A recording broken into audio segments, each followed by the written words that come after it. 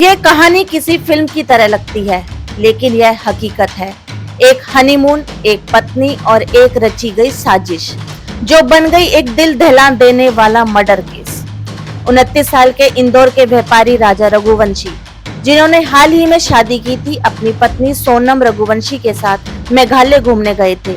सबको लगा एक नया जीवन शुरू हुआ है, लेकिन कुछ ही दिनों में दोनों लापता हो गए और फिर 2 जून को राजा का शव एक गहरी घाटी से बरामद हुआ। जैसे जैसे पुलिस जांच आगे बढ़ी, एक एक परत खुलती गई और सामने आया एक चौंकाने वाला सच। एक हत्या की मास्टरमाइंड कोई और नहीं, बल्कि खुद उसकी पत्नी सोनम निकली।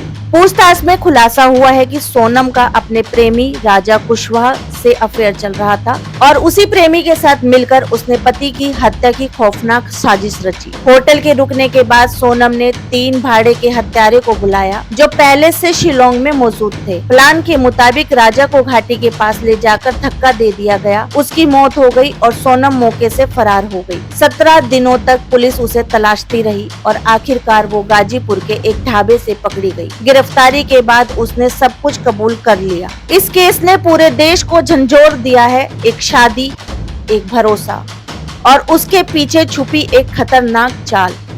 सवाल यह है, क्या अब रिश्तों का भरोसा इस कदर टूट चुका है कि प्रेम में अंधे होकर इंसान का कातिल बन जाए? अब पुलिस 4 अन्य आरोपियों को भी हिरासत में लेने की प्रक्रिया में है। केस कोर्ट में जाएगा और देश दिखाएगा कि कैसे इंसाफ किया जाएगा उस राजा के लिए, जिसे अपनी नई जिंदगी में सबसे बड़ा धोखा मिला अपनी ही पत्नी से। कहानी पूरी नहीं हुई, अब इंसाफ की बारी है। इंस्पेक्शन मीडिया ग्रुप से डायरेक्टर चंचल सैनी।